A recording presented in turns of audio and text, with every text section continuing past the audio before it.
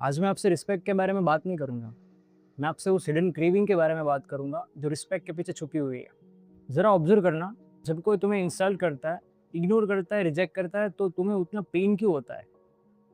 क्या सच में उसके वर्ड्स तुम्हें इतना हर्ट करते हैं? या फिर हर्ट इस बात का होता है कि जिस इमेज को तुमने अपने बारे में क्रिएट किया था, किसी ने उस इमेज को चैलेंज कर दिया।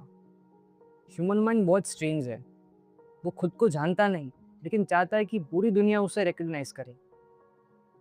वो खुद अपनी सेल्फ वर्थ नहीं जानता, लेकिन चाहता है कि लोग उसकी वैल्यू समझें। और यहीं से सफरिंग शुरू होती। फिर पूरी ज़िंदगी वैलिडेशन के पीछे भागना शुरू हो जाता है। कोई प्रेज़ कर दे तो मूड अच्छा, कोई रिजेक्ट कर दे तो मूड खराब, कोई रिस्पेक्ट दे तो लगता है कि मैं इंपॉर्टेंट हूँ, कोई रिजेक्ट कर दे तो लगता है कि मैं कुछ भी नहीं हूँ। लेकिन एक सवाल है, अगर तुम्हारी हैप्पीनेस और सेल्फ वर्थ दूसरों के बिहेवियर पर डिपेंड करती है, तो तुम्हारी लाइफ का रिमोट कंट्रोल किसके पास है?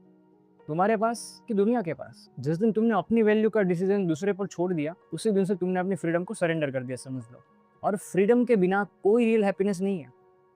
लोग कहते हैं मैं चाहता हूँ कि लोग मेरी रिस्पेक्ट करें।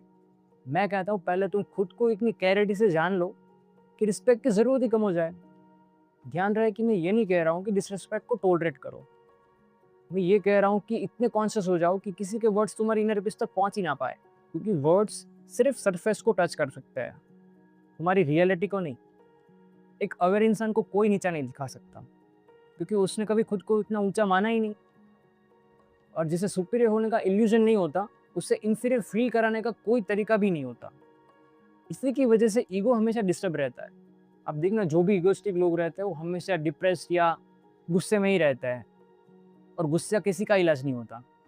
अवेयरनेस हमेशा रिलैक्स रहती है। ईगो कहता है notice me, appreciate me, respect me. Awareness कहती है आई एम इनफ, मतलब मैं काफ़ी हूँ। और यहीं पे सब खत्म हो जाता है। और जिस दिन हमें ये बात समझ आ जाती है, उस दिन ज़िंदगी में एक अजीब सी लाइटनेस आ जाती है। फिर ना प्रेस सर पर चढ़ती है, ना क्रिटिसिज्म दिल में उतरता है, ना रिजेक्शन तुम्हें तोड़ता है, ना अप्रूवल तुम्हारा एडिक्शन बन पाता है। तब पहली बार तुम क्राउड का हिस्सा नहीं रहते, तब तुम ऑथेंटिक हो जाते हो। और ऑथेंटिसिटी से बड़ा रिस्पेक्ट दुनिया में कोई नहीं। याद रखो, सेल्फ रिस्पेक्ट का मतलब दुनिया से रिस्पेक्ट डिमांड करना नहीं होता। रिस्पेक्ट का मतलब है अपनी कॉन्शियसनेस को इतना स्टेबल कर देना कि दुनिया का बिहेवियर तुम्हारी रियलिटी को डिफाइन नहीं कर पाए।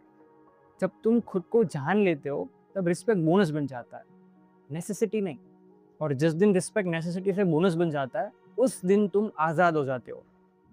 फ्रीडम ही सबसे बड़ी वेल्थ है, फ्रीडम ही सबसे बड़ा सक्सेस है, फ्रीडम ही सबसे बड़ी रिस्पेक्ट है।